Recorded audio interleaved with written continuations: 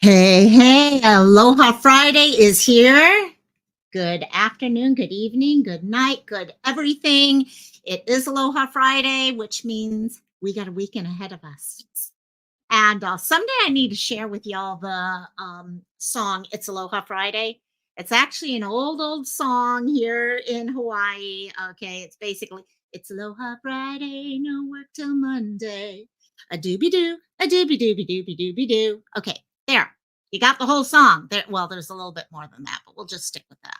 I don't want to torture you any more than I just did. So anyhow, aloha, welcome. Just this morning I woke up and I was like, okay, it's Friday. For a while, I thought it was Saturday. That was probably while I was half asleep and still dreaming of the weekend. But then I realized very quickly, no, it was Friday. And so immediately started trying to go through in my head the news from the last week. We've had a lot of things going over the last couple days. A lot of little everything from larger stories to smaller stories. A lot of the biggers, okay, we know the Matthew Perry case, a bunch of other things popping up all over the place. However, there's been some updates in some of the cases we've been looking at. For example, Nadia Cole is now officially one of those three people that were listed in the indictment. We've all thought, and we pretty much knew, but all of that has come together now. There's been a couple other cases that we have either covered here or talked about in the past here. One of the big pieces of information, we will get into this a little further, is on Wednesday during the live with Sleuth Mom and I. We talked about the convict who had escaped during a doctor's appointment. And he had been gone for a little over a day at that time, and they'd been looking for him. Well, they did find him, and he is back in custody, and we will get to that also. However, I do want to we're going to go over a couple cases that I did want to address today. Mischa, we are still trying to get the word out about Mischa being missing. And welcome to those of you popping into chat right now. And hopefully we are now at 2 weeks. We're moving on to 3 weeks of her being missing. And we're trying to organize how we're going to get the posters out here on island.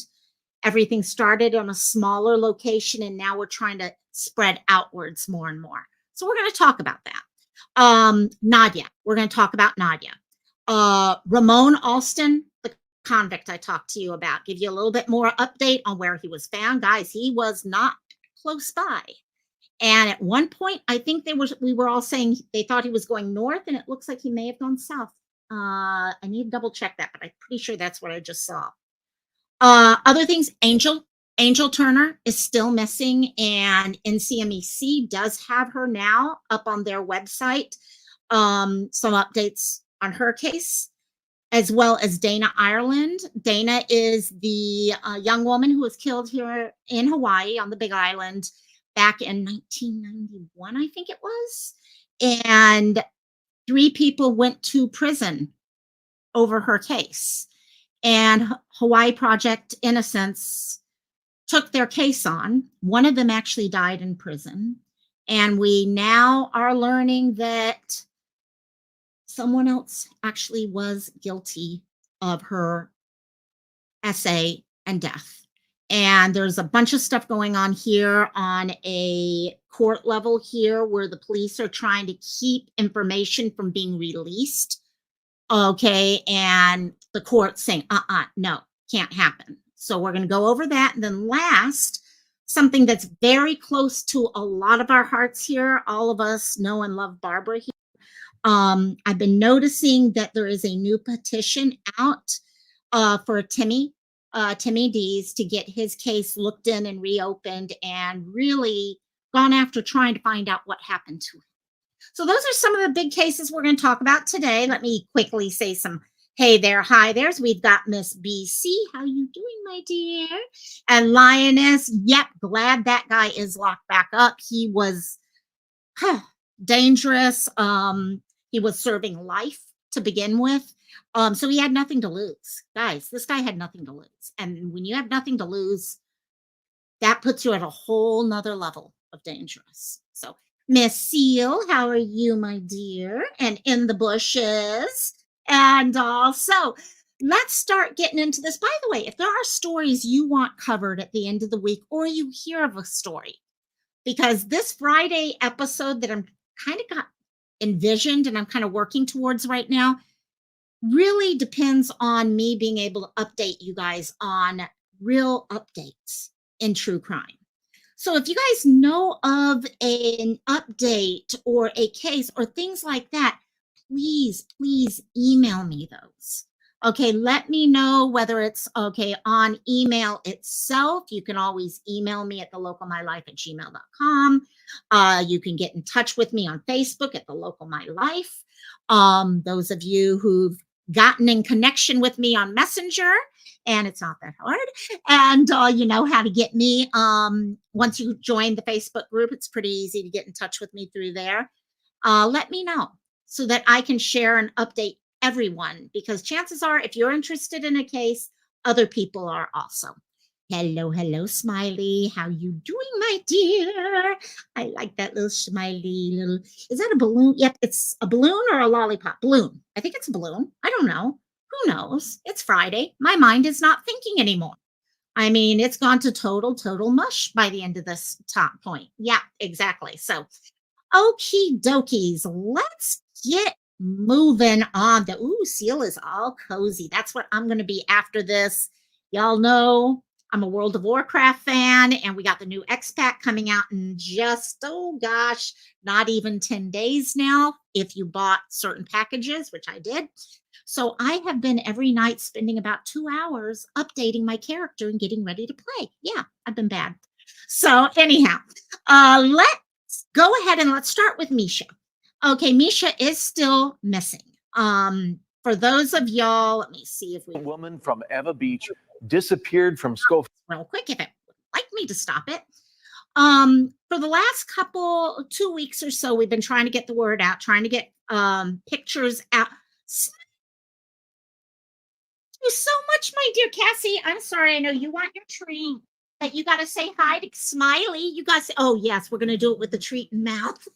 Okay, she's saying hi. She's saying hi. Welcome to the family, my dear. Welcome to the family, Smiley. Thank you so much. And also, yes, we got people with all. I wish it would bring up all the cute little emojis. I like my puppy emojis. They're fun. I need more emojis. I need ideas for emojis, guys. Seriously. So, but welcome, welcome, welcome, my dear. So anyhow, let me get rid of that stupid email thing right there. Okay, and let's get back to this. We've been trying to figure out how to keep Mischa's story there. Her family is working with the police. They are not only working with one set of police, they have CID, military CID. As you know, she went missing on the military base, Schofield Barracks. And then HPD, Honolulu Police Department, have also been informed, and a case is open with them. CID is in the lead now, and there is that $10,000 reward. There's been a lot of little issues going on out there. You know, the normal true crime thing between being a voice and how far we get involved in the speculation side of things. And family has asked us, please keep to the facts. Yes, as true crime people, we always talk about speculation and stuff. And to some degree, that discussion is what helps us keep a person out there. Okay, because if you don't have discussion going on, it doesn't stay out there. However, we also need to be respectful of what family is asking. Okay, family seems very, very happy with what's going on with the police at this point. What they want to do is let's get her face out there. Let's post her poster everywhere out there. Hello, hello, Miss Sleuth Mom. How you doing, my dear?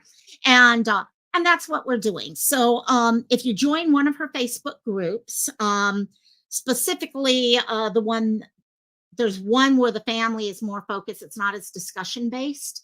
And we're trying to put together a list of where posters are. So if you're part of my Hawaii Ohana and you're watching this, please contact me if you'd like to help share posters out right now. Right now, they've been posting up on the west side of the island. Now they're moving into central. And as of tomorrow, I'm going to start hitting the east side, central and east side. Probably could use some people going up over to Windward side at some point. So if you're part of my Ohana out here, please contact me or join one of those groups and ask how you can get involved in posting stuff. The other thing that was great is while they were out, the family were out posting things over this week, they had Hawaii News Now came out to meet with them and were able to get Mischa's face out there. So I wanted to share that here and with y'all as a quick update. So Field Barracks, her mother and sister are expanding their search. Our Eddie Dowd shows us how they're hoping to generate new leads. The family of 19-year-old Mischa Johnson spent the day putting up these missing person flyers here in Aiea. They tell me they're not giving up their efforts to bring her home. Hundreds of flyers have already gone up and more being printed to hit Aiea and Pearl City I'm area. going to stop something real quickly here. Ohana, local Ohana. If any of you guys have a friend or you yourself are connected to a print shop, please let us know. Okay, one thing I've always said with people, and this is all missing people, these posters cost money. If you think about it, if you've ever gone printing something out before, it's what, 7 cents, 10 cents a copy, things like that. And if you're doing it at home, you're paying $50, $60 for ink cartridges and stuff, not to mention paper. So if you happen to know anyone who would be willing to help donate posters, not only in Mischa's case, but in the case of any missing person, please contact the people who are involved in looking for that missing person, because I can guarantee you they would be more than grateful for anyone who would be willing to help donate posters.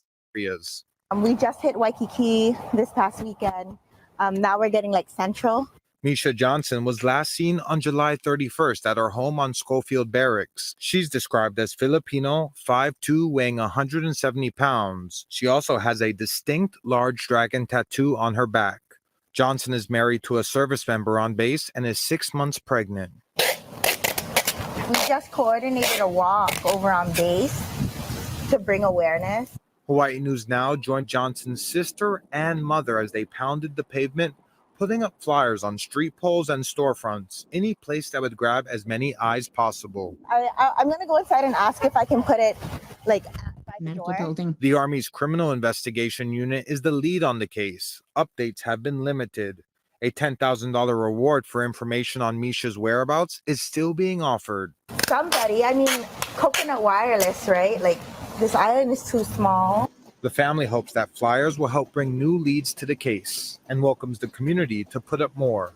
And if you've seen anything or want to submit a tip, you can scan this QR code on the screen. We also have contact information on our website. Reporting in Aiea, Eddie Dowd, Hawaii News Now. Huge thank you to Hawaii News Now for doing that. A lot of times, one of the hardest things about covering missing sleuth, you know this, unless you have new news, it's hard for people to continue covering it in the mainstream media. Okay, it's kind of like you were saying in your live yesterday about how when you're looking at, okay, missing people and you get 2 or 3 sentences about them, it's hard to really cover that case. I mean, what do? This is so-and-so, they're this tall, they weigh this much, and they went missing. You need a little bit more. Okay, and especially in mainstream media where you have so much news that you're pulling from, you really need updates. And for Hawaii News Now to step up and say, okay, yeah, okay, the update right now is we have family who are out there posting posters. That's good enough for us. Let's do it. And so please let us know. And yep, Smiley, that's it. God go with them. I know, as you could tell, their family have little bundles of joy on the way to them themselves.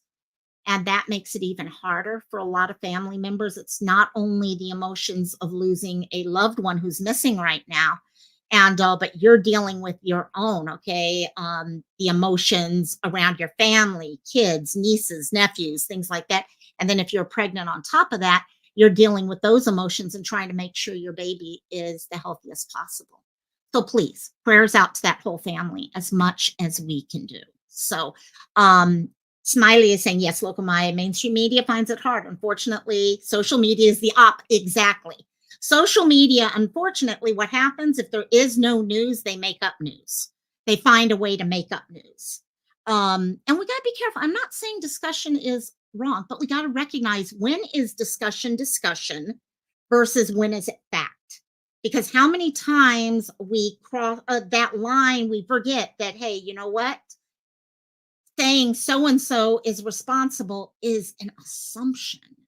Okay, especially when the police have not even named someone as a suspect. All of that's assumption. It's not based off of fact. And we need to know that. Van, how are you? We were just talking about you the other day, actually. We need to do another karaoke thing. Yeah, what can you do in your name? Ooh, you want to do mine? I've been biting mine again. I've been bad. So that is awesome. And but yeah, we need to keep it. We have a word called pono out here, and it's important. It's important on doing things in a way to keep balance, to be right for everyone, to do, okay, the word righteous, okay, but not in a bad, it's more about you're doing things for the right reason. Okay, you're remembering that other people have emotions and stuff like that. And also, okay, dogs are going again. So, okay, so let's move us on to Nadia. Nadia, ooh, hey, guys, if you like karaoke, okay, once Van and Emu get their channel and the internet up and all that stuff, oh, yes, we got it set. We so have it set. I was thinking maybe some of these barely any information, we should make up crazy stories to give people look at. No. Oh my gosh. I actually I do have to say, a little frustrated earlier. There was something on a Facebook group recently, and a couple of you guys know I went off on this. People came in anonymously. Okay, and it was about Mischa, and it's just this person. The reason why I kind of went off the deep end in this case is because it is an example of what worries me day in and day out with people making up stuff and stating facts as the truth. Someone came in and said, oh, I live on base, and I've noticed some people moved in a couple weeks ago, 2 weeks ago or so, and there's a lot of women going in and out of the house, and one of them looks a lot like her, but they don't she never really shows her face all the way or anything. I get this feeling she looks a lot like her. I haven't called in a tip or anything. And my first thought, guys, is this. Okay, that's where we talk about potentially hurting a case. Okay, what if that was real? It could have been real, guys. There could have been, or it might not be related to this case, but related to something else. Trafficking is a real thing on this island. Trafficking is a bigger issue than we tend to want to address out here. And so what happens is we come to the internet because we want to discuss all these ideas and stuff like that. So instead of making a tip call, anonymous or with your name, we come to the internet and say, hey, does this make sense to you guys?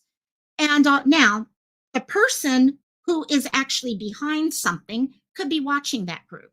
One of the cases we're going to talk about today is Dana Ireland's case. The guy who actually looks to be involved in and the murderer of Dana Ireland was actually following Project Innocence here on the island while they were talking this whole case. So now you get comments like this made, and sorry, I'm on a rant about this right now.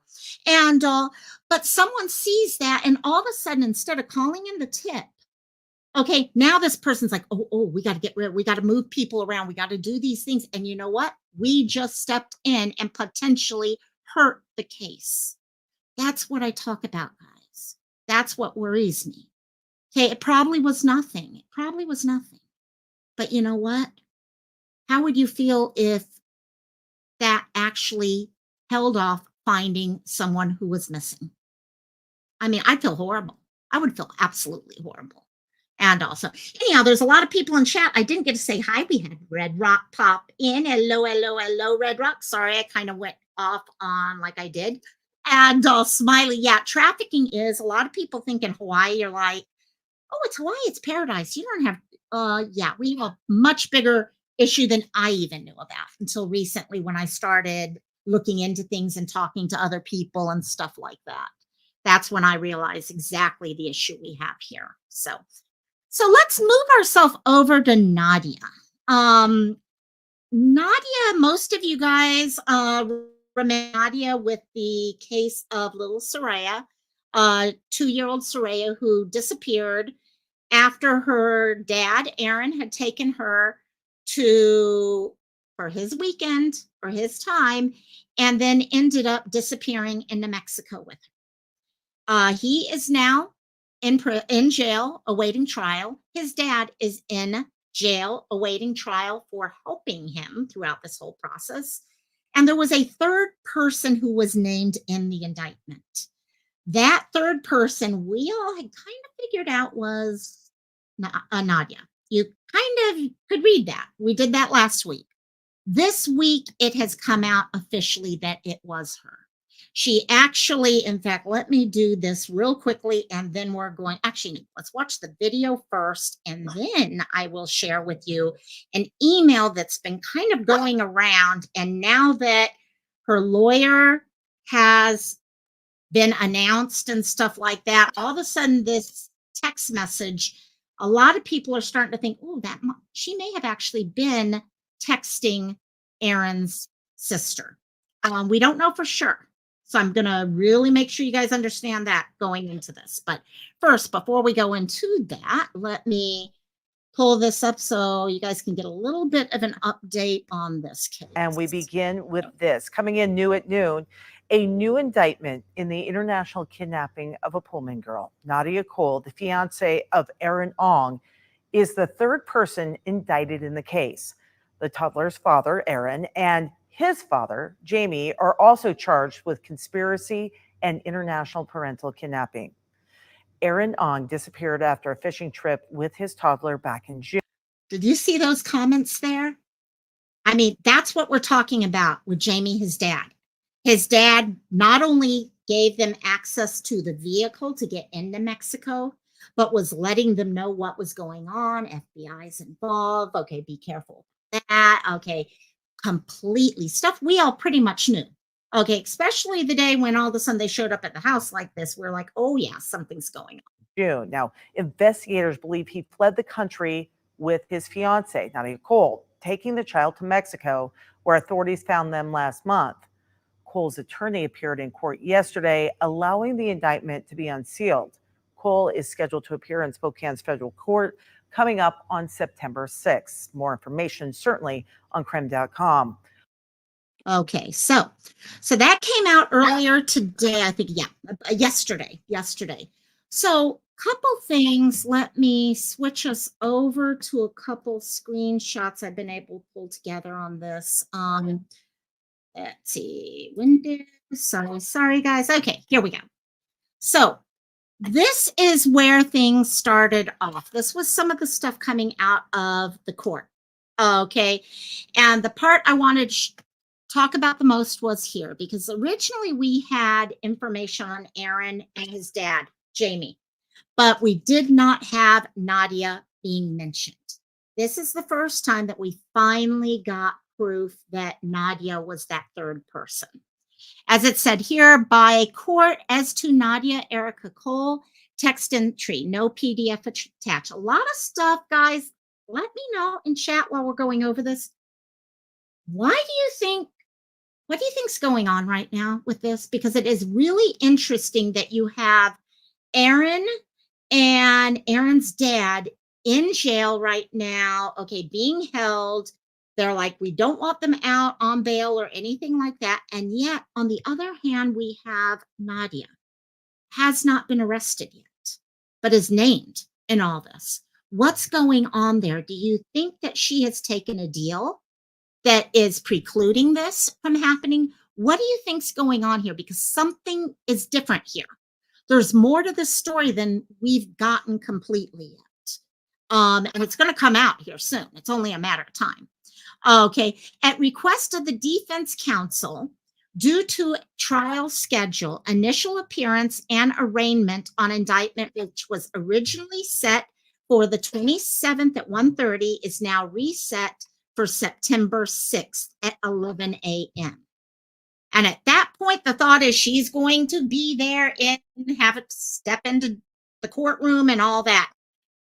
Astro, a lot of people are like, why isn't she in jail right now? Especially now that we have this proof that she is being named in the indictment and stuff like that. Why is this not happening here? And the Bushes, that's my personal feeling. That honestly is my personal feeling too. I think there's something going on here. Whether it's what this deal looks like or whatever, I have no idea. Red Rock is saying, I wonder if this, not the Father of the Year, cares how he is. Oh, yeah. And you know what? It's so frustrating because you had a setup in reality. If you look at it, they were 50-50 in all this stuff. It looks like all this really got pushing when Seraya's mom decided to go for support, child support. And then all of a sudden things started. Shauna, what case is this, Shauna? This right now we're talking about Nadia Cole, which is connected to Nadia Cole. Aaron Ong took Seraya, well, this is what's alleged, took Seraya Aung-Harmon, his 2-year-old daughter, from Pullman to Mexico. Okay, he was supposed to hand her over. Instead of handing her back over to mom, he ran with her. Nadia, during this case, actually, what was so crazy about this, a lot of us thought Nadia was missing. I actually almost reported on her here. Instead, I covered Maria that day. And, but it ended up she had gone with him. Nadia just finished college and was becoming a lawyer. You remember this one. Awesome. Awesome. Thank you, Shauna. And I think she's going to testify. What's interesting is what I'm going to share with you next. If she is going to testify, this next thing I'm going to show you is really kind of interesting. And I'm going to preface, before I go into this, I thought whether I was going to share this or not. I'm going to share it, but let you guys know we have no proof this is Nadia. More and more people are thinking it's Nadia who sent this text. Now, for many of you guys, you remember when this all was happening, the Ong family kind of went into a whole time period of creating a website, attacking Samara and Shauna and anyone involved on the maternal side of Seraya. A lot of that stuff that was going on, things on that level. The sister, Aaron's sister, Adele, was very heavily behind that. All over Facebook about it. Okay, not quiet whatsoever. One of the things she shared after all this happened is a text message that she said came from Nadia to her. Oh my God, Smiley, you get sleep, get some sleep. Thank you for saying, and again, thank you for becoming a member. I really, really appreciate it. Cassie's done eating, so she'll say good night. Good night, Smiley. Oh, she's blepping. You can't see the blep right now, but she's blepping. And also get some good sleep. And thank you for becoming a member. And so Adele put this text message out, said, oh, Nadia sent this to me. Immediately, it brought up a lot of questions for people. Is this truly Nadia? Is this Adele being Adele again? Okay, whatever we're going to all say with it. Now, one of the things that is really kind of pushing me to think, you know what, this may actually be, came down to this. This text message has one little comment in it, and it's mentioning Nadia's lawyer. And it mentions her lawyer as her, not him. or them or anything like that. It mentions her, the pronoun her. Now we know, now that all of this stuff is starting to come to the surface now, Nadia's lawyer is female. Because of that, you're starting to be able to put more and more of the little like connections together and feel a little bit more comfortable about that. So, but just to let you know, especially with the way our dear Adele has been with sharing things and stuff, I'm not going to say Adele did not make this up either, but it is interesting if it did come from Nadia. So here we go. This is what she shared that came from Nadia. It said, "Hi, Adele. As much as I want to talk to Aaron and let him know I love him." Now, this came out after Aaron was arrested. "And let him know how much I love him and tell him everything that's going on. I've been advised by my attorney that it's not a good idea to communicate with him or your family unless it's through her." Now, again, that's the pronoun that made a lot of us think this may have some facts behind it. And because, I mean, yes, it's still 50-50. They could have chosen the, okay, Adele could have written, or Adele may have known who the lawyer was going into this. So it's still possible. Okay. With things up in the air and pending legal charges, anything related or not can and will be scrutinized and put both of us at potential legal risk.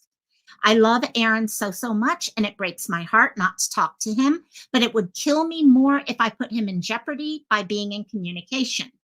Please reassure him for me and let him know I am praying, reading, and staying as strong as I can for him. Still, that's the other thing. This sounds like someone who has the education behind her in legalese, okay, or businessese or stuff. I'm not even going to say legalese because it's kind of something that, okay, I'd probably use a lot of the same terminology, but I come from a business background. So it does not sound like Adele at all, if you've read anything there. He is my best friend, lover, and teammate, and I am beyond blessed to have him as my life partner. I am safe. Baby is safe, and his story will be told in due time. Now, guys, that last sentence before we move on is a huge nightmare right now on Facebook, and someone in this chat, and there go my dogs. And if they want to say who they are, okay, they can, but they actually mentioned it perfectly to me. A lot of people are like, "Is Nadia pregnant? Is Nadia pregnant?" Okay, you know how we are in true crime. Okay, everyone starts trying to play dot to dots and see things where sometimes something isn't there to be seen, to be honest. Sometimes there's nothing there to be seen. And what is baby? Is she pregnant? Or, as this one person told me, and honestly makes complete sense to me, is that Seraya? Does she mean I am safe? Seraya is safe. And his story, Aaron's story, will be told in due time. I'm kind of leaning more towards that, to be honest. When the person that I was talking to made that comment, I was like, yeah, that makes sense. That makes sense to me. But I know people are all over the place. And Sleuth, you're going and you're ignoring everyone. How dare you? You are so rude, girl. Oh, I love you. And by the way, hi, Kim. And okay, moving on to this. If I don't respond to any follow-up messages on Instagram, please know it's not because I don't want to respond. You are a sister to me, and I send my love to you, Aaron, and your family.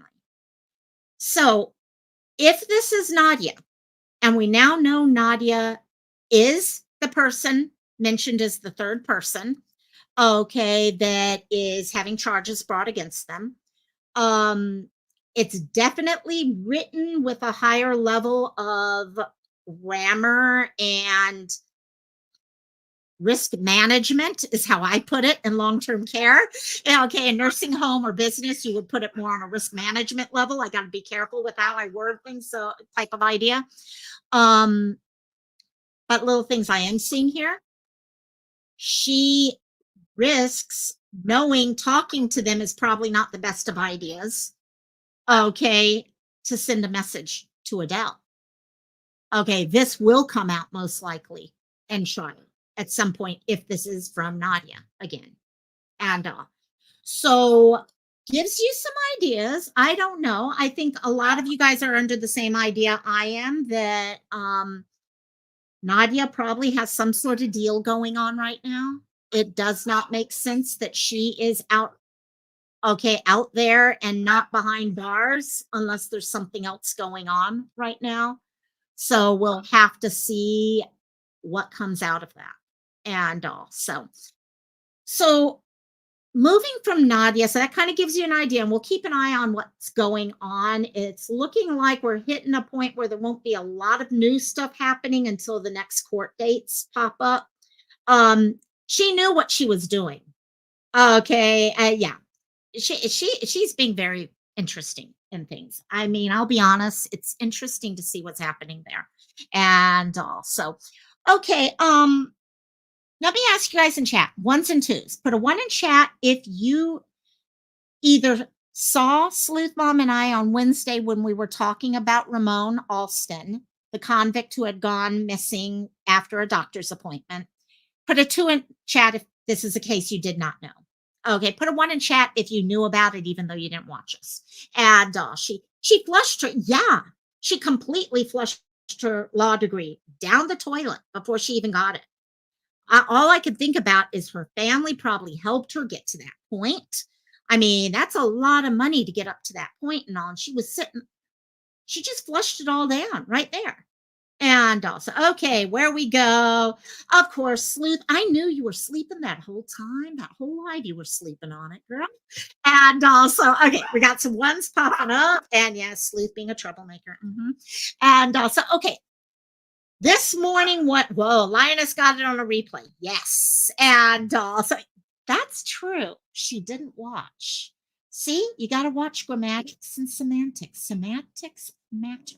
They do. So, okay, Shauna. So we do have definitely a couple of you, and I suspect some other people who either now or on the replay have not watched it. What happened here is there was a man by the name Ramone Alston who had gone missing. He was serving a life sentence after shooting, stray bullets. He was with some other people, went into a neighborhood to, I guess, reach this guy he had problems with. And during that, gunshots occurred. 1-year-old was hit and died, 1-year-old little girl.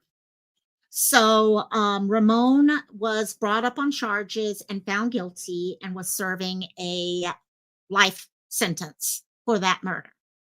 He had a doctor's appointment quite a ways away, and they took him for that doctor's appointment. I think it was on Tuesday was the appointment.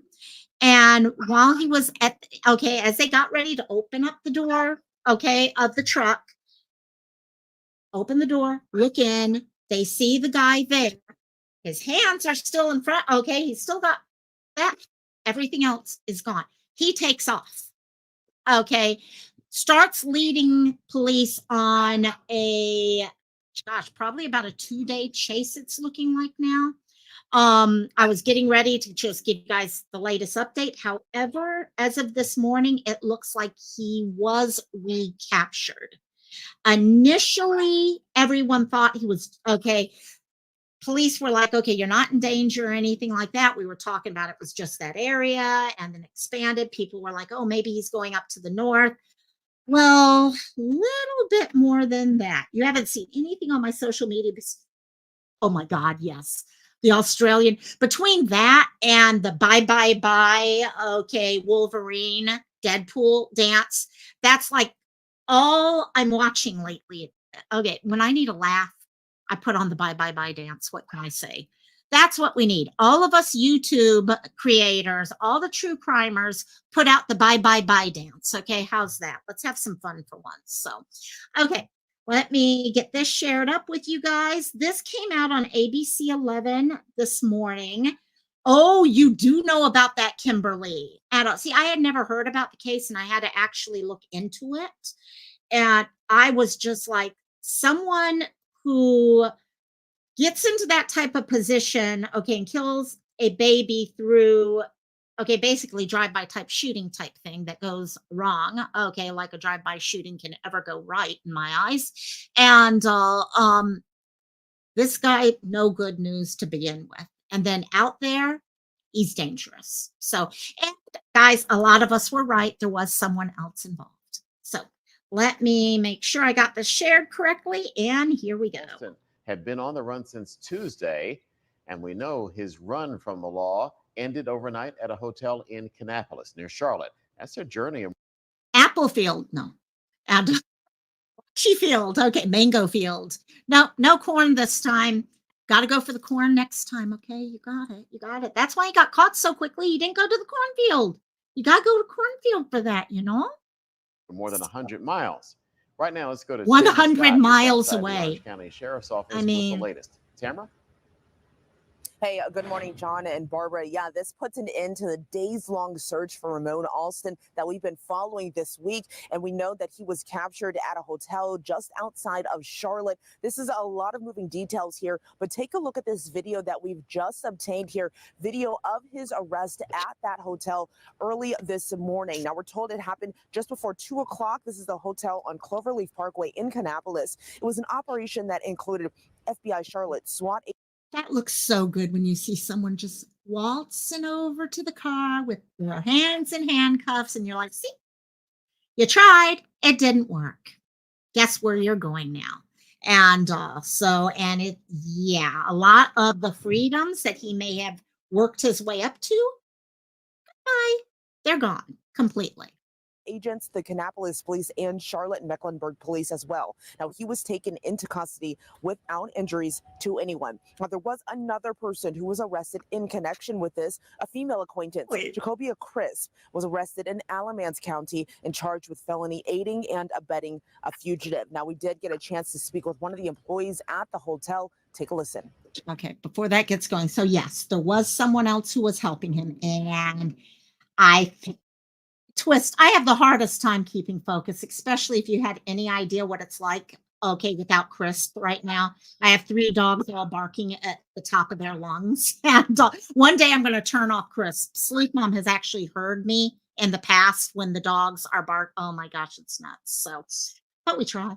And also, I seen him and her, interacting and, leaving, coming back in and stuff like that. And, Yeah, I just, I am too. with every guest, I just smile, say hello, and just have small talk. And then that was it. And they checked out, you said Wow. Thursday. Yes.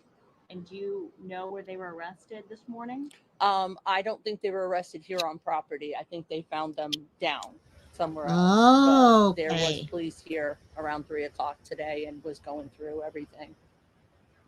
So they knew Now, exactly. this is a search that had spanned several counties at this point. Last night, even our I team was tipped off that there was a police presence at a family home of Ramone's just outside of Chapel Hill, where there was many police cars there as well. So this is something that we will continue to follow as we learn more about what exactly led up to this capture early this morning. But for now, I'll send it back to you, John and Barbara. All right, Tamara, thank you. And now we focus on the next step, the investigation. Okay, so just to leave you guys with that right there, we'll probably do some other follow-ups with this one. However, yeah, a lot of it looks like they knew. We kind of got that feeling on Wednesday when Sleuth and I were talking. We kind of had the feeling that they know something else going on. They were supposed to have another press conference, and it looks like there hadn't been one. We couldn't find it. And we were like, well, maybe they know more, and they're now just trying to get to the point where they can arrest them. And it sounds like they actually knew exactly where they were and were just waiting. My guess is, and that's just my guess, that did they actually wait for the people to check out just so that they didn't potentially have a possible dangerous things happening, shootout, things like that at the hotel.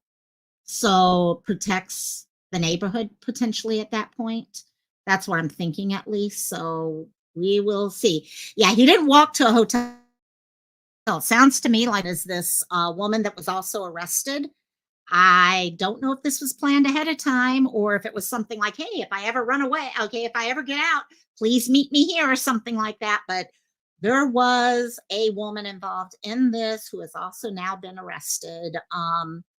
Who she is in connection to this? Is it an old girlfriend? Is it a family member? Whatever. That I don't know yet. We'll have to find out. But by a not cooperative family member, remember the press conference? Yep, they were saying us that there were people who were not being cooperative. They said, so our family being cooperative, and they were like, you knew right away that there was more going on. Okay, maybe there's some cooperative people, but there's definitely something that was telling them something was up. Okay, yep, the officer who was doing the press conference that we went through, Sleuth and I, he actually went to the same high school as this guy's dad. He's known this guy since he was a little boy. And so, yeah, paraphrasing definitely. But yeah, there was definitely, it was his girlfriend. Okay, that I wasn't sure yet. I had a gut feeling, but I wasn't for sure. So interesting. So I can tell you, yeah, he's been taken to a much higher security prison, which he's probably going to be at forever. And also, oh boy, does not pay. That's for sure. So, okay, so moving us real quickly on to our next case. This is actually one Sleuth has been covering. And that is Angel Turner. Put a 1 in chat if you guys know about Angel, a 2 if you do not know about Angel. I know a lot of you guys have been following Angel's case. Angel, let me share this so we can real quickly just look at this article that came out this last week. Let me see. So Angel, for the last few weeks, she had gone missing. We talked about it last week. Here we go. One of the things that from the beginning we've been looking at is the chance that was she being groomed? Was she being lured? Things like that. The other thing, oh, by the way, that came out today, and I will share it with you, is Angel is now in the NCMEC database. Took long enough.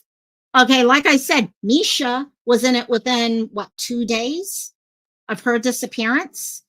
And so I'm so happy she is finally in that location, because that's a pretty powerful location. When people have a gut feeling something with someone that they see, they will often go there when it's dealing with someone who's younger.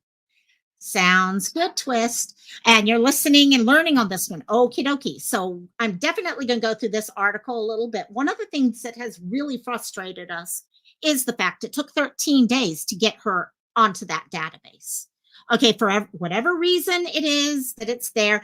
And yeah, I noticed that there's no information on. In fact, that's what I was going to show everyone. It's kind of, I don't want to say a half-assed version, but that's kind of the feeling I got with it. There should be a lot more information there, especially based off of what we know. What we are dealing with in this case is a teenager who disappeared. Okay, she left with a smallish, okay, laundry basket with clothes and stuff like that. But it's, yeah, it's almost as if she was either, okay, groomed and lured away or things like that. Now, questions, okay, is she being trafficked? Who knows? None of us know. Okay, my gut feeling is it's more of just a straight up lure, but we don't know. And until we find her, and that's what the focus needs to be here, hands down, is finding this 15-year-old. Okay, so this came out actually earlier this week, and it'll give us a little bit more background as we read through it. Sorry, spoilers, I had 2 missed calls. To work, Sleuth. And so when she went missing, okay, one of the focuses has been, okay, her internet, her social media, any access to TVs with the ability to connect with things. Yep, she's a lot of questions in this case, Twist. A hell of a lot of questions in this case.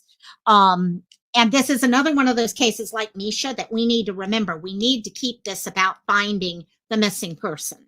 A lot of people are jumping onto, I'm sorry, like Sebastian and everything else, where we're jumping all over the place and we're forgetting the person who is missing. That's what this always needs to come back to. If every single one of our lives or posts or whatever can't come back to where is this person, then we've lost the point completely. So sorry, I'm on another soapbox. And but the Morgan County Sheriff's Department continued to follow leads and investigate the multiple sources of information in the search for a 15-year-old Morgan County teen. Okay, she went, as it says here, missing on August 2nd.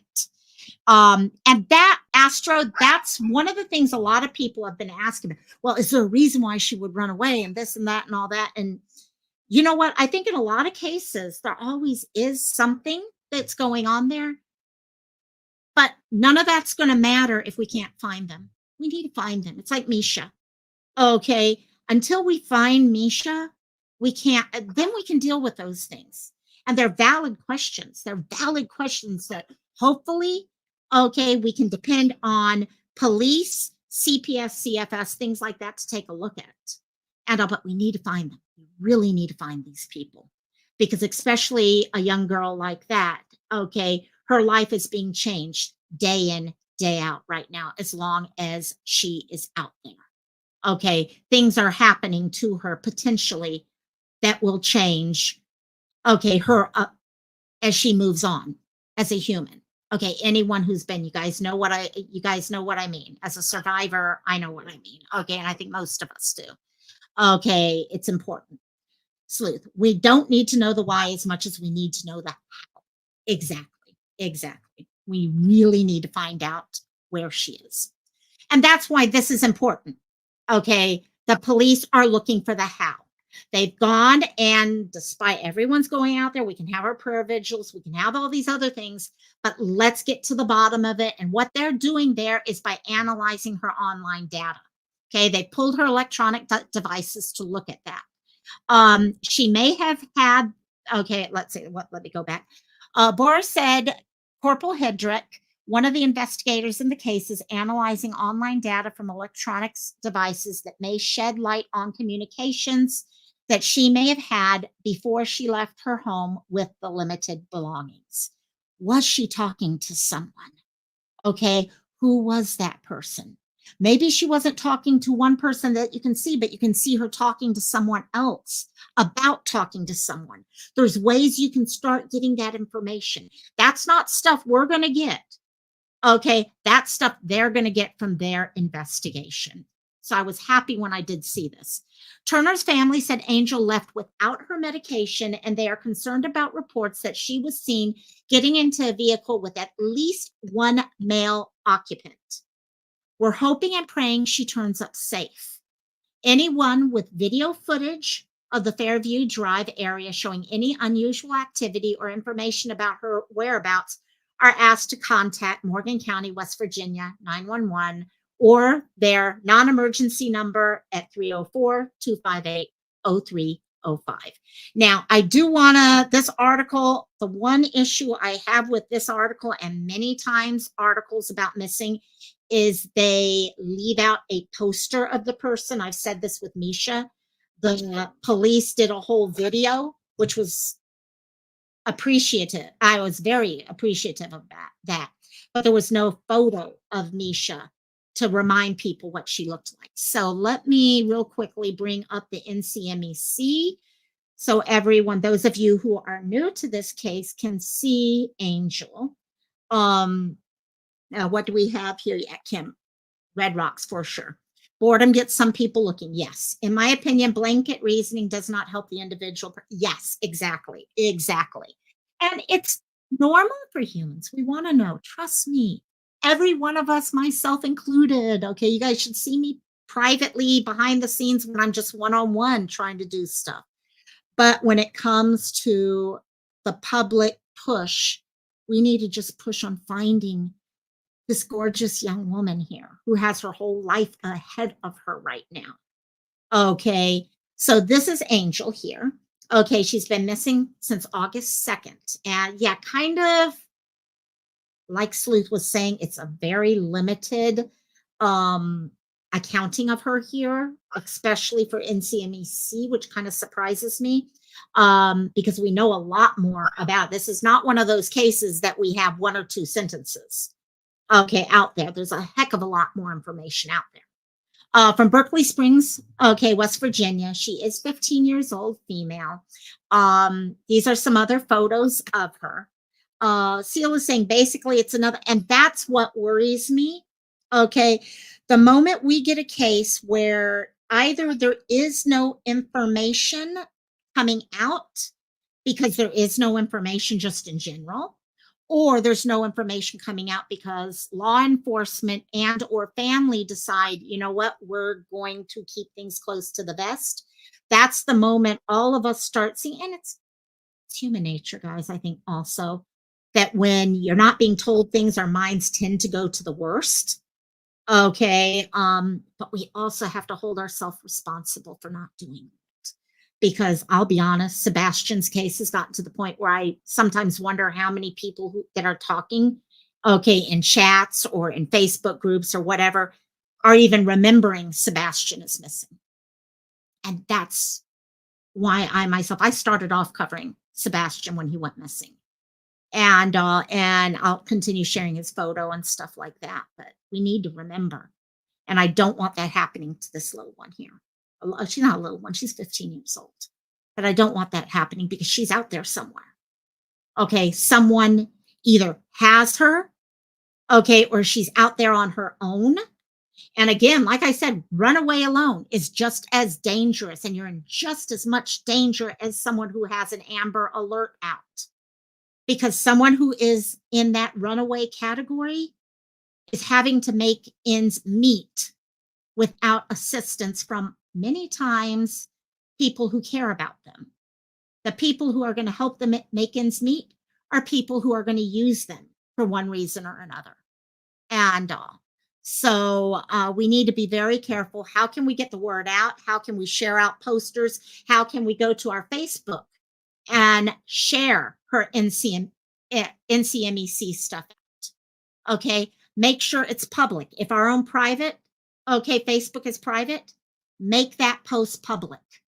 Okay, find a way you can share her information out.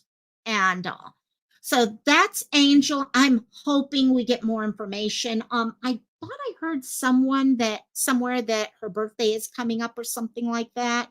Hopefully that will help her make that phone call, because she needs to make a phone call. Hopefully she has the ability and capability of making that phone call to let people know she's okay.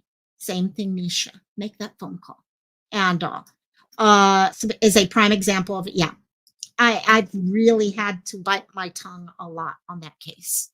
And because I can't help but get Sebastian's face out of my head. Not all his parents' face. It's his face that's in my head. And that is how I would say you're going to get a better idea of where your mind is on a case when you hear a name mentioned, whose face comes to your head first. See if that helps answer that question for you. And so I'm sorry, I am on a lot of soapboxes today. Yes, I am. And so moving on, we have 2 more cases I wanted to address real quickly here. One of them is we're going to end on is involving Timmy, who a lot of us know Barbara, his mom. And I do want to bring all that up. However, Dana Ireland is someone I've been doing a little bit more talking on. This is an old case, a quote unquote cold case. Let me pull this up. It started back in 1991, and I had a little bit of a personal connection with it, in that one of the people that was taken to prison actually was one of my people I worked with day in and day out. And and has kind of taught me a lot of lessons through this, to be honest. And but let me pull this up real quickly. What happened in this case is Dana was here visiting from the mainland. You remember Red Rock? You remember? There. Let me put a 1 in chat if you remember Dana Ireland's case. Put a 2 in chat if this is totally new to you, because I always try to find out how many of you guys need a little extra information on it. And but here we go. Okay. So Dana Ireland, actually, let me first just pull up a picture of her here so you guys can see a picture. Albert Lauro Jr. Okay, there we go. So this is Dana. Dana Ireland came from the mainland and was here visiting her family for the Christmas holidays. She was on the Big Island. She had gone out for a bike ride, and from the sound of it, it sounds like someone hit her car. And then because they found her mangled bike. And then later she was also found alive at the time, but she passed away, okay, the next day. She had been essayed and then killed. Okay, well, essayed and hurt enough where she died of her injuries. Over the next couple weeks, months, they were looking for who did it. 3 people ended up being named in her case. 2 brothers and another male. The one male 2 of them ended up in long-term with prison. The other one actually took a deal. The ones in prison, one of them died in prison during a fight out in the yard. The other 2, about a year ago, were cleared when all of a sudden some DNA stuff started coming to the surface. The Innocence Project here in Hawaii decided to take this case on because we started coming across some other DNA information. Well, this whole thing blew up while I was on vacation, okay, a couple weeks ago, when the word came out that they had looked at this one guy and got his DNA from a leftover fork that he had left out in the trash at a public lunch plate location, and tested it, and it matched the DNA of the person who they found DNA on Dana. They then did a follow-up saying, hey, we're pulling you in, we're bringing you into the police station, we're testing you officially and all that. They did that. They let him go home after that instead of arresting him. Police said they did that because they did not feel the essay. Okay, it's been too long for them to have arrested him on that, and they didn't feel like they had enough for the murder conviction at the time. So they let him go home. The day before it came back positive, this guy unalived himself. And next day, he comes out positive as the person whose DNA was all over Dana. So now we've got a lot of issues going on between the police department, okay, and Hawaii Innocence Project. What has been going on is the Hawaii Innocence Project wants all of the evidence to be released so that they can look at all of this and make sure they can get, number one, this guy, his name is Albert Lauro Jr. Okay, make sure he can be either posthumously convicted or something on that level, and make sure the other 2 really get shown as innocent, the 2 that are alive and the 3rd who died. Okay, the local police are still pushing, well, you know what, maybe the other 3 still are guilty and everything, and this is just a 4th person. So it's really gotten nasty, very nasty. And what has come up over the last day or so is a judge has weighed in saying, no, this evidence needs to be released. The police cannot continue to hold it. Okay, so that gives you a little background for all. The judge maintains Hawaii police must share new evidence in the Dana Ireland murder case and sent his argument to the state Supreme Court. This after police filed a motion with the Supreme Court in an effort to stop the release of evidence surrounding Albert Lauro Jr. He killed himself within days of being interviewed by police and getting swabbed for DNA. Attorneys with the Hawaii Innocence Project say they need the evidence in order to confirm Lauro as their killer and finalize findings of actual innocence for Albert Ian Schweitzer and Sean Schweitzer. But HPD is trying to keep it under wraps, citing an ongoing investigation. Today, Judge Peter Kubota's orders said, quote, in all practical reality, the investigation into Albert Lauro Jr. and the murder of Dana Ireland is over. Laura was first identified through independent lab DNA matches along with federal and county police cooperation. So that's where we are on that. We still have a hell of a lot. This case is going to continue on, and because of it's something close to my heart. Yeah, oh my Lord is exactly it. And I can understand what Hilo police are talking about. Could the others still be involved? In theory, yes. Most likely, no, though. But it still needs investigating. And but right now, I think Hawaii Innocence Project is owed this information so people can be.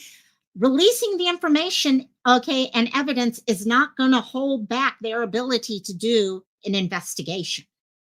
Okay, what it does allow now is the brothers, the Schweitzer brothers, to be able to go and say, okay, we want to be found innocent of this. Okay, we want our names cleared. And now if Hilo police find something else and that different, okay, they can deal with that at that point. So that's kind of some of the thought process on there. Oh, you can see all the fun stuff that I watch right there, huh? And so that's what's going on with that case, and we'll see what else pops up from here. Like I said at the beginning, okay, when I was talking about tips and stuff like that, one of the things I just came across when finding all this is the guy who's in charge of the Hawaii Innocence Project happened to have been going through his friend list on Facebook, and he discovered Albert Loro, the guy whose DNA matches, okay, the killer of Dana Ireland, was his friend, which means this guy, Albert Loro, okay, who did what happened, whatever, okay, looks like, okay, was most likely SA murder of Dana, okay, wanted to know what was going on in this case. So he asked to become friends with the guy who was doing the Hawaii Innocence Project to follow all of the posts and the articles and stuff about the case. So that's why I make the comments that I do about how if you've got a tip on something, don't go writing it all out in Facebook groups. Call tip lines. Okay, call tip lines, please, please. Yeah, if they could put it to rest, they need to, because if the Schweitzer brothers, okay, if all three of them were innocent, we owe them that word, innocent. And now, you know what? Until police do their investigation, fine, but they need a chance to be able to call themselves innocent. And so last I wanted to address, and let me ask real quickly, how many of you guys know about the case of Timmy Dees? Many of you guys know Barbara Hall. Barbara comes to a lot of my lives, a lot of our lives here on YouTube in general. Barbara's son, Timmy, was allegedly killed. I'm using the word allegedly, even though many of us feel he was most likely killed. And the police have never really given that investigation enough of the focus where, okay, people who love and care about Timmy can say, okay, you know what? You've really investigated this. You've done what you can. They are pushing right now for his case to be reopened. And so I'm going to pull up an article quickly because I know we got a lot of newbies here in the chat right now. And I do want to share that. However, there's also the change.org petition to get this done. And I did want to make sure we covered this today. But let's start off here. This is actually Barbara. For those of you who have met Barbara, now you can say hi. I've seen your picture. And this was an article that was put out 2 years ago. Okay, and it was written pretty much right after all this had happened. And but Barbara said she only has 2 days to figure out what caused her son's death in Madison County in February. Hall is the mother of Timmy Dees, a 26-year-old who went missing in February in Madison County, Missouri. His body was found 5 months later in July.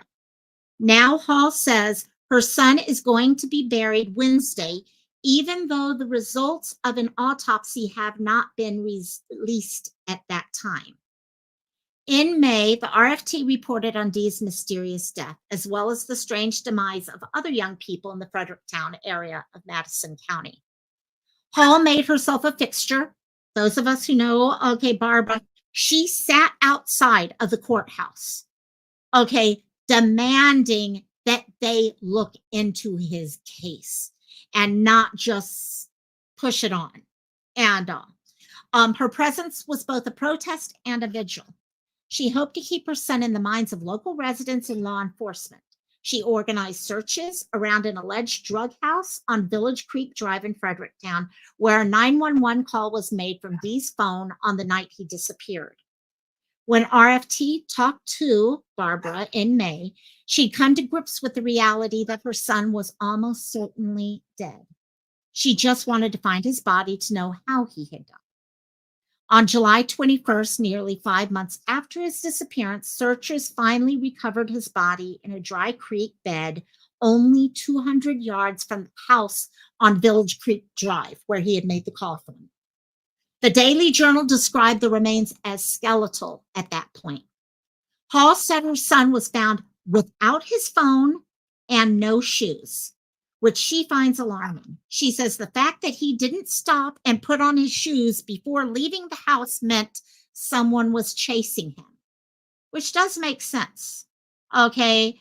The 911 call made from his phone was received by Madison County Sheriff's Department dispatch around 4:40 a.m. According to the dispatcher, a frantic voice on the other end said, "Someone is chasing me." But since the call wasn't recorded, no one knows for sure if the voice actually belonged to Timmy or if it was someone else calling from his phone. Now, add on top of that, he did not have his shoes on and he did not have his phone. Hall is also convinced her son's phone is out there waiting to be found. If we find his phone, the phone will tell us a lot. His autopsy was performed. Results have not been released. It is not clear if the autopsy done by the coroner in Madison County or with a medical examiner in a nearby jurisdiction. The Madison County coroner was not in the office when RFT called. Despite subsequent calls to the Missouri Highway Patrol, the St. Francis County medical examiner, and St. Louis County medical examiner, the RFT was unable to determine if the autopsy had been completed. Now, this was before, there's been a lot since then. Hall, who has been distrustful of law enforcement investigation into her son's death since the early days, is raising money for a private autopsy. But the clock is ticking. The funeral home that has possession of his body says they are going to perform the burial this Wednesday at his dad's behest. Hall says that his dad believes burying their son will allow him to be at peace and the family to be at peace, which you can understand. You can understand that. Hall's, okay, he's not at peace if we don't have answers. So you've got family, and this happens a lot of times where everyone has their different thought of how do we approach something?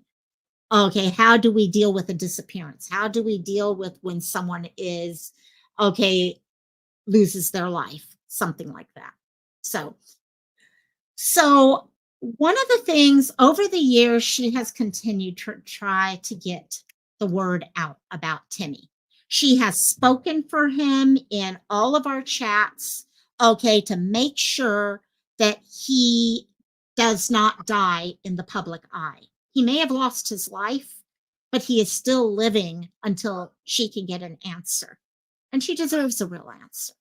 And also, what's happened here now is, and let me pull the petition up and see if I could get you guys the link. I think Crystal did not make it tonight, and I sent her the link, but let me see what I can do for you guys.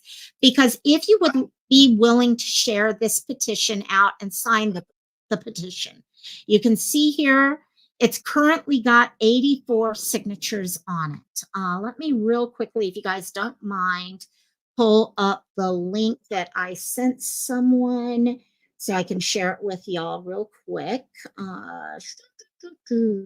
But what this is to get, okay, the investigation reopened, to answer some of the questions that really never got answered. There you go, mods, popping it into chat right now. If you guys can help set that up a little bit better and I can pin it. We're trying to get this out. She's looking for 100 people. We can push further later, but just 100. 100 people who care enough to say, okay, reopen this case. Please look at reopening this case. Okay.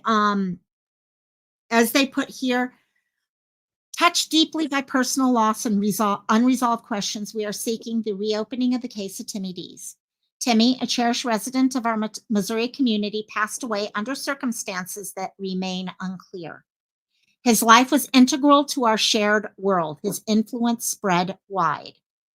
We deeply miss his presence, and the questions around his untimely death continue to haunt us. Knowing the cause of Timmy's death is not just about closure, it is about justice, understanding, and ensuring that such tragic losses are prevented in the future.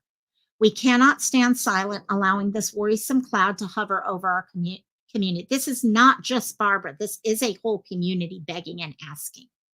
Thus, we humbly request the local authority to reopen Timmy Dees' case, ensuring due diligence to find the truth and to bring justice, investigating fully the circumstances surrounding his death. It will not only provide peace to his loved ones, but assure Missourians that their safety and security are paramount. Your signature on this petition is a step towards justice and a demonstration of shared humanity, signifying that every life matters. Please sign the petition urging for the reopening of this case. So for those of you who are watching right now, you can actually go to the QR code that you see here. Okay, so please do that. For the rest of you, if you'd like to go to there, we've got this. Please consider going. It doesn't take long for us to just sign something like this and think about the change it can make in someone's life. Someone who means a lot to those of us in this community, who have given to this community. And so that kind of gives us our update for this last week. And let me, actually, I'm going to leave this up as I say goodbye to you guys, because I want to keep that QR code up there this time. So like I said at the beginning, next week, if you guys are liking this news segment idea, this is something new, something that I don't know about you guys, but I'm always looking for updates on cases that have mattered to me in the past. And a lot of times it feels like we get updates on certain cases, but we never get updates on other cases. And that's something I'm trying to address here. So if there are cases that you're interested in, okay, email me, thelokomylife@gmail.com. Okay, come join us on Facebook at the Lokomai Life group. Contact me through Messenger, whatever way you need to get in touch with me, through comments in the comments section. Let me know about the cases you either have updates on that you'd like to share or would like updates on, and I can see what I can do. And so I hope all of you guys have an amazing, amazing weekend. I am going to go back to World of Warcraft in a few minutes so I can go work a little bit more on getting my character re-leveled up to the point where I can play when the new game comes out in a couple days. And also I will look, okay. Oh, by the way, Smiley, thank you for becoming a member today. You guys, I don't ask for, I feel weird asking for donations, money, things. I always have. I just feel weird. It's me. And, but I really appreciate it when you guys do that. So thank you so much, Smiley, for doing that. And for all of you guys who are members, I love you. And so anyhow, I am going to see if I can make some shorter videos of all these segments from today. I don't know how long that's going to take, but if it works, I'll do that. If not, I'll just give you guys time stamps so you can look at the timestamps later, but we'll see which works best. So aloha, mahalo, guys, and I will see y'all later. You want to say goodbye? Is that what you're trying to do? Okay, say bye-bye. Say bye-bye.